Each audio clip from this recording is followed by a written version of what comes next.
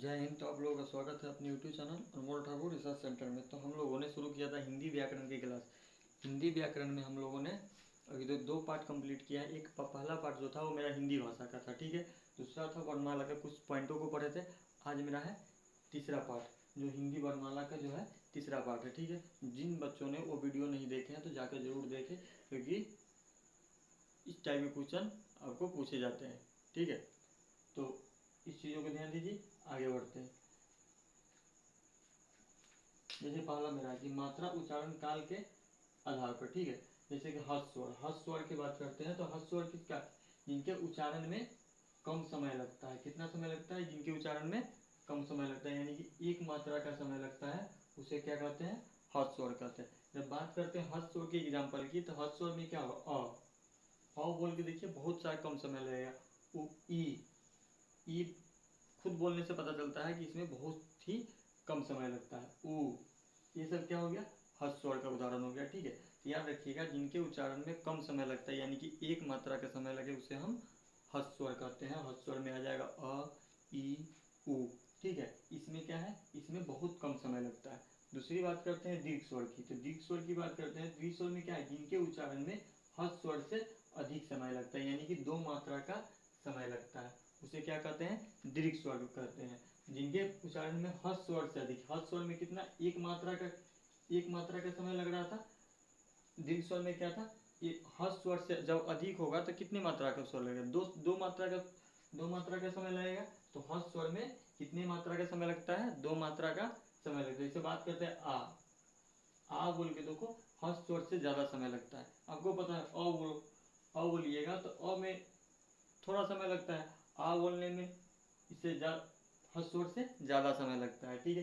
हर्ष ई, इसमें भी क्या ज्यादा समय लगता है। हर्षु, इसमें भी क्या ज्यादा समय लगता है। ए, इसमें भी ज्यादा समय लगता है। ओ भी बोलने में ज्यादा समय लगता है। ओ को भी हर्ष स्वर से ज्यादा समय लगता है। अंग, इसमें भी हर्ष स्वर से ज्यादा समय लगता है, ठीक है। याद रखिएगा, हर्ष स्वर जिसमें एक मात्रा का समय, दीर्घ स्वर जो हर्ष स्वर से अधिक यानी कि दो मात्रा का समय लगे, उसे क्या कहते हैं? दीर्घ स्वर कहते हैं, ठीक है। आगे बात करते हैं प्लुत स्वर की। तो प्लुत स्वर की बात करते थे, इनके उच्चारण में दीर्घ स्वर से अधिक समय लगता है। इस सबसे यहाँ से क्वेश्चन पूछता है बार बार कि प्लुत स्वर में जिनके उच्चारण में किससे दीर्घ स्वर से ज्यादा का समय लगे। जैसे बात करते हैं इसकी दो, कि किसी को पुकारने में, यानी कि किसी के नाम लेकर पुकारोगे तो क्या ज्यादा समय लगेगा? कोई भी नाम ले लो तो ज्यादा, जैसे अमन, अमन बोलोगे तो कितना ज्यादा समय लगेगा? दीर्घ स्वर से ज्यादा समय लग रहा है कि नहीं लग रहा है? राम बोलोगे तो ज्यादा समय लगेगा। जैसे कि किसी को पुकारने में किस स्वर का, कौन सा स्वर गाता है? तो प्लुत स्वर गाता है। नाटक या संवादों में कौन सा स्वर? प्लुत स्वर गाता है। इसको याद रखिएगा, ये दो पॉइंटों को, इससे क्वेश्चन बन सकता है। जैसे कि राम को हम बोलते तो कैसे बोलते हैं? राम। तो इसमें क्या है? दीर्घ स्वर से आपका ज्यादा समय लगता है, ठीक है। आगे बात करते हैं कि जीव के प्रयोग के आधार पर, देखिए जीव से हम कौन कौन सी शब्द बोलते हैं उसके बारे में समझते हैं। जैसे अग्र स्वर, अग्र मतलब समझते हैं? अग्र मतलब होता है मेरा क्या? अगला, आगे वाला भाग। अग्र मतलब क्या होता है? आगे वाला भाग, आगे वाला भाग। जीव का जो भाग होता है आगे वाला, उसे क्या कहते हैं? अग्र कहते हैं, ठीक है। अग्र स्वर क्या है? जिनके उच्चारण में जीव का अग्र भाग काम करता है, यानी कि जीव का आगे वाला भाग काम करता है, उसे हम क्या कहते हैं? अग्र स्वर कहते हैं। जैसे बात करते हैं ई बोल के देखो, जीव का आगे वाला हिस्सा काम करेगा। हर्षी, इसमें भी जीव का आगे वाला हिस्सा काम करेगा। ए, इसमें भी जीव का आगे वाला हिस्सा काम करेगा। इसमें भी जीव का आगे वाला हिस्सा काम करेगा। याद रखिएगा कि अग्र स्वर में ये आपको क्वेश्चन पूछेगा, इसमें से कोई दे देगा, कहेगा इसमें से कौन सा अग्र स्वर है, तो याद रखिएगा ई, हर्षी, ए है। इसमें क्या है? जीव का आगे वाला हिस्सा काम करता है, ठीक है। बात करते हैं आगे मध्य स्वर की। तो मध्य स्वर की बात करते हैं, तो इन स्वरों के उच्चारण में जीव का मध्य भाग, मध्य मतलब होता है बीच का, मध्य मतलब क्या होगा? बीच का भाग, यानी कि बीच वाला भाग काम करता है, उसे मध्य स्वर करते हैं। जैसे कि बोल के देखो, जीव का जो बीच वाला हिस्सा है वही काम करेगा। और अगर सही से बोल सकते हो तो बीच वाला जो हिस्सा होगा उसमें क्या करेगा? मध्य स्वर का काम करेगा। आगे बात करते हैं पश्च स्वर की। पश्च स्वर किसे कहते हैं? जिन स्वरों में, उच्चारणों में जीव का पश्च भाग, पश्च मतलब किस क्या हो गया? पीछे वाला भाग। पश्च मतलब पीछे वाला भाग, ठीक है। इसमें क्या है कि जीभ का पीछे वाला हिस्सा काम करता है, ठीक है, पीछे वाला भाग हिस्सा काम करता है फर्स्ट स्वर में। तो इसमें कौन सा होगा आ बोल के देखो, जीभ का पीछा हिस्सा काम करेगा, ऊ जीभ का पीछा हिस्सा काम करेगा, हर्षु जीभ का पीछा हिस्सा काम करेगा, ठीक है, ओ औ इसमें क्या है कि जीभ का जो है पीछे पीछे वाला हिस्सा काम करता है, उसे हम पश्च स्वर करते हैं। तो हम लोगों ने क्या समझा, पहले समझा कि मात्रा के उच्चारण के काल के आधार पर। तो हस्त स्वर जिनके उच्चारण में कम समय लगता है, यानी कि एक मात्रा का समय लगता है, उसे हम क्या कहते हैं, हस्त स्वर कहते हैं। हस्त स्वर में क्या आता है, अ ई उ, ठीक है। इसका उदाहरण है दीर्घ स्वर की बात करते हैं, तो दीर्घ स्वर में जिनके उच्चारण में हस्त स्वर से अधिक समय लगता है, उसे हम क्या कहते हैं, यानी कि दो मात्रा का समय लगे, उसे हम दीर्घ स्वर कहते हैं। हस्त स्वर में अ आता है, दीर्घ स्वर में आ आता है, इससे अधिक समय लगेगा तो दीर्घ स्वर कहा जाएगा, ठीक है। ई और हर्षी इसमें से ज्यादा समय लगेगा, उ हर्षु ए औ अंग, ठीक है। इसमें क्या है, दीर्घ स्वर में दीर्घ स्वर का उदाहरण हो गया, ठीक है। आगे बात करते हैं प्लुत स्वर के, जिनके उदाहरण में दीर्घ स्वर से अधिक समय लगता है, उसे हम प्लुत स्वर के, जैसे किसी को पुकारने में, ये दोनों तो आसानी से याद हो जाएगा। प्लुत स्वर सबसे अलग है, किसी को पुकारने में दीर्घ स्वर का प्रयोग होता है, नाटक या संबंधों में दीर्घ स्वर का प्लुत स्वर का प्रयोग किया जाता है, दीर्घ स्वर को लग गया प्लुत स्वर। जैसे कि राम, किसी को नाम लेके पुकारते हैं, अमन, अमन को देर तक पुकारेंगे तभी तो पुकार पाएंगे। आ किसी का नाम होता है, नहीं होता है, क्या नाम होता है, राम, राम को किस तरह से बोलेंगे, राम, ठीक है। इसमें दीर्घ स्वर से ज्यादा का समय लग रहा है, ठीक है। आगे बात करते हैं जीव के प्रयोग के आधार पर, तो अग्र स्वर जिनके उस स्वरों के उच्चारण में जीव का आगे वाला हिस्सा काम करता है, ठीक है, उसे कहते हैं अग्र स्वर। मध्य स्वर किसे कहते हैं, जिनके स्वरों के उच्चारण में जीव का मध्य वाला हिस्सा यानी कि बीच वाला हिस्सा काम करता है, उन्हें हम मध्य स्वर कहते हैं। उसके बाद आगे बात करते हैं पश्च स्वर की। पश्च स्वर में जिन स्वरों के उच्चारण में जीव का पीछे वाला हिस्सा यानी कि पश्च हिस्सा काम करता है, उसे हम पश्च स्वर कहते हैं, ठीक है। इसको नोट डाउन कर लीजिए, इसके आगे की चर्चा करते हैं।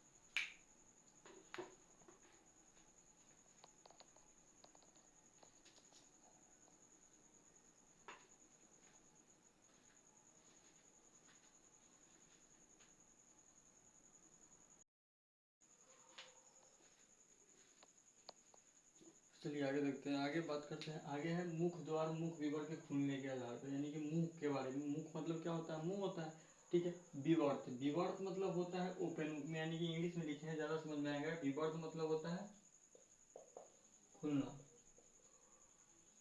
इनका कहने का मतलब है कौन सा अक्षर में जो आपका मुंह पूरा खुलता है, उसके बारे में। विवर्त जिन स्वरों के उच्चारण में मुख द्वार पूरा खुलता है, ठीक है। जैसे आ बोल के देखो, क्या मुंह पूरा खुल रहा है, यही बता रहा है कि विवर्त मतलब समझ गए। विवर्त मतलब क्या होता है, खुलना, ठीक है। यानी कि विवर्त मतलब जिन स्वरों के उच्चारण में मुख द्वार पूरा खुलता है, उसे क्या कहते हैं, विवर्त कहते हैं। जैसे अर्धवृत, अर्धवृत मतलब क्या होता है, आधा। अर्ध मतलब क्या होगा, अर्ध मतलब होता है आधा, ठीक है। अर्ध मतलब आपका क्या होता है, आधा। तो जिन स्वरों के उच्चारण में आपका मुख आधा खुले, उसे क्या कहते हैं, जिन स्वरों के उच्चारण में मुख आपका आधा खुले, मुख द्वारा आपका आधा खुले, उसे हम अर्धवृत कहते हैं। जैसे अ ए औ अम, इसमें क्या हो रहा है, आपका जो मुंह का कितना खुला, आधा खुला, आप खुद बोल के देख सकते हो। वृत मतलब जिन स्वरों के उच्चारण में पूरा मुंह खुले, उसे हम वृत का विवर्त कहते हैं। अर्धविवर्त किसे कहते हैं, जिन स्वरों के उच्चारण में आपका मुख द्वार आधा खुले, उसे हम अर्धविवर्त कहते हैं, ठीक है। बात करते हैं असमृत। असमृत मतलब क्या होगा, अर्थ मतलब समझ गए आधा, समृत मतलब क्या होता है, समृत मतलब होता है बंद, ठीक है। इसको याद रखिएगा, समृत मतलब क्या होता है, समृत मतलब बंद होता है। तो कहने का मतलब, इसका कहने का मतलब है जिन स्वरों के उच्चारण में मुख द्वार आधा खुलता है, यानी कि आधा खुलेगा और आधा बंद रहेगा, उसे क्या कहते हैं, अर्धसमृत। जैसे ए औ, आप खुद से बोल के देखिए, ए औ, यानी कि आधा मुंह खुल रहा है, आधा क्या हो रहा है, बंद हो रहा है, तो उसे क्या कहेंगे, अर्धसमृत कहेंगे। समृत मतलब समझ गए, समृत मतलब क्या होता है आपका बंद। तो कह रहा है कि जिन समृत मतलब बंद, यानी कि जिन स्वरों के उच्चारण में आपका मुख द्वार बंद रहता है, उसे क्या कहते हैं, आपको हम समृत कहते हैं। जैसे ई हर्षी, उ हर्षु, ठीक है। खुद बोल के देखो, ई हर्षी, उ और हर्षु, ठीक है। इसमें क्या हो रहा है कि आपका मुंह पूरा बंद हो रहा है, इसे क्या कहेंगे, आपको समृत कहेंगे। जैसे वर्णों के उच्चारण स्थान कुछ देखते हैं, इसको कंटिन्यू कल की क्लास में करेंगे, आज यहीं तक खत्म करेंगे। जैसे कि वर्ण का उच्चारण स्थान, नासिका, नासिका मतलब क्या होता है? नाक। नासिका मतलब नाक। अब नाक से कौन कौन से शब्द बोल सकते हैं? अंग, अंग, य, न, ण, न और म। आप किससे बोल सकते हैं? नाक से। मृदा, मृदा मतलब क्या होता है? मुख। री, स, किससे बोल सकते हैं? री और मूर्धन्य स। ठीक है, मुर्दा से। दंत तालु, दंत तालु से क्या बोल सकते हैं? र और ल। दंत तालु से र और ल। तालु से यानी कि दंत तालु मतलब जीव, दंत मूल मतलब र और ल। ठीक है, तालु मतलब ई, हर्षी। चौर्ग में आ जाओ, आपका ट सॉरी य और तलावे स। ठीक है, इतने चीजों को समझ गए। इसी टाइप के क्वेश्चन आपके अगर बनवाला से क्वेश्चन बनेंगे तो इसी टाइप में बनेंगे, इतना याद रखिएगा।